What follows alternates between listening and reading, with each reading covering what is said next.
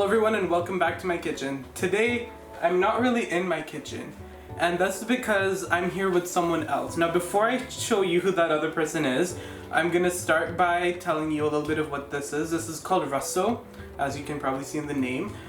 This is the Trinidadian name though. The proper Indian name is Rassam. It is a soup made out of tamarind and a lot of pepper, especially black pepper. And this recipe is something that my grandmother had given to me, so it's kind of an old recipe. And in Trinidad, it's not very that common, but it does still exist. So before I go on with the rest of the recipe, I'm going to show you my friend that's here. So guys, hi, it's me. He's in my kitchen today, and he's gonna show me how to make this soup.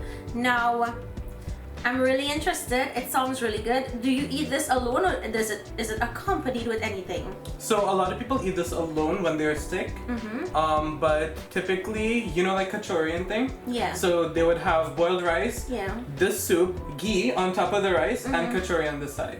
Oh wow, sounds interesting. So I hope you guys give this recipe a try. Now let's have Navin show us how to make this delicious recipe. So these are the ingredients I have here. I'm just gonna list them. The proper quantities are in the description. We have whole black pepper, black mustard seeds, geera seeds, carapule or curry leaves, garlic cloves, onion, and hot pepper. This is optional. We have haridi powder, and we have salt to taste. So what I'm gonna do, I'm gonna first soak the tamarind with some hot water. I'm gonna give this a few minutes, and then I'm going to mash it up and extract the juice out of it and take out the pulp and the seeds afterwards. We have about 10 or 15 pieces of tamarind here. So while the tamarind is soaking, I'm gonna begin by creating a paste of a couple of the spices. So I'm gonna go in with my whole black pepper into a Korean musar, as it's called, or a mortar and pestle. We have the geera here, and I'm gonna use half of it, and you'll see why in a second. And we're gonna begin by grinding this. And you want to grind it into a fine powder? Not quite. You want it a little whole still, because that cracked kind of texture will release more flavor. Okay. So when it's kind of halfway cracked, you're gonna go in with the garlic as well. And you just want to pound this in.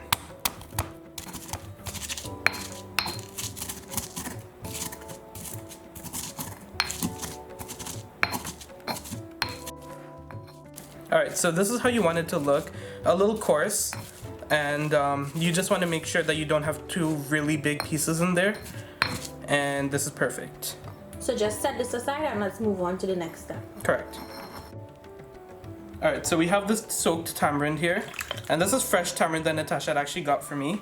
And we're just gonna squeeze out the pulp and separate it from the seeds and the husk and whatever. And we're just gonna do this until we get our tamarind separate. So you see how it looks kind of thick now?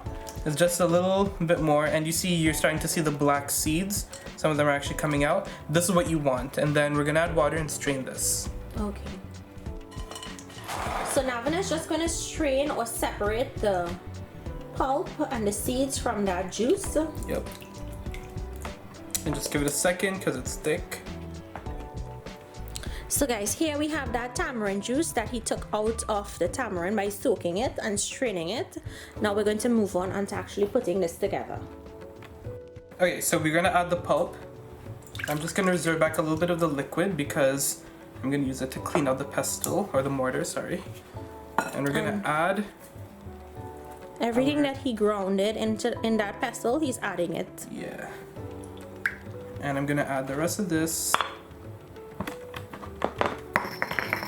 Just wash out the pestle with some of that tamarind juice and add it to your bowl.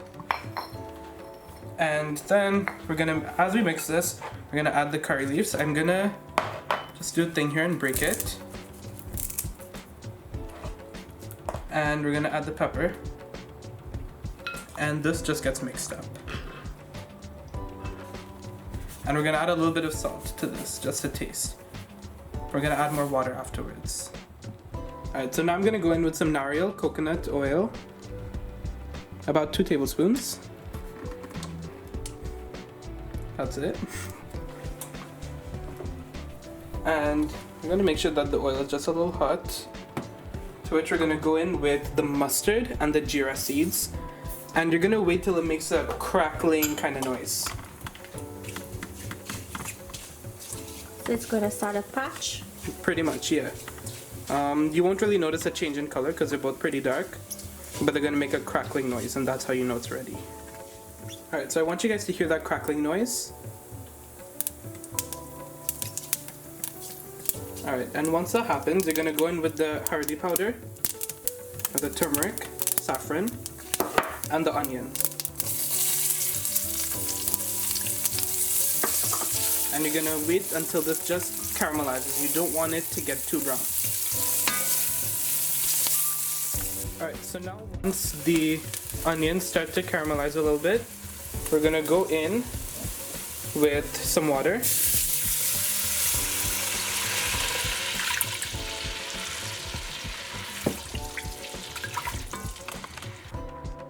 And now once the water's in, we're gonna go in with the tamarind mixture. And we're just gonna bring this up to the boil once. So before it actually comes to the boil, I just wanted to say, in the oil as well, some people do like to add meat.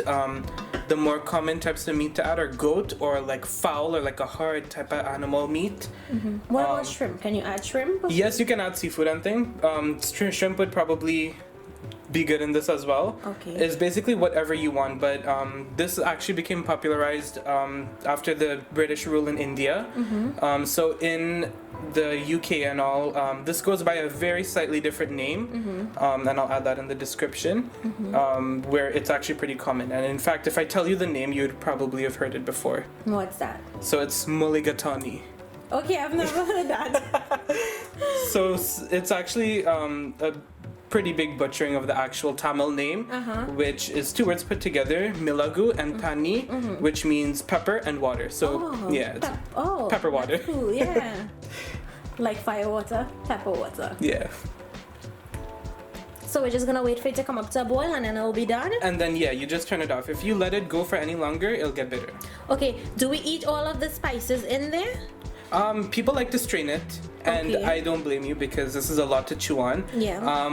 A lot of people do like believe that the medicinal properties and like the karpuli leaves and like the whole spices are actually better for you if you chew them up. So it's personal preference, really. Okay guys, so if you're making it and you have the flu, try it, let us know. Strain it if you want. Don't strain it if you want a really strong flavor and you want it to be potent and it works better with the spices. Alright guys, so as you can see here, the pot has actually come up to a boil. So what we're gonna do is just turn off the stove completely, and we're actually gonna leave it on the element until it cools down to the desired temperature that you decide to drink this at. So now that it has cooled down, Navin is just gonna pour it out. How good does that look? And it smells and it tastes really amazing. Don't forget to adjust your salt accordingly before it cools down. Yeah, you don't want to miss that out.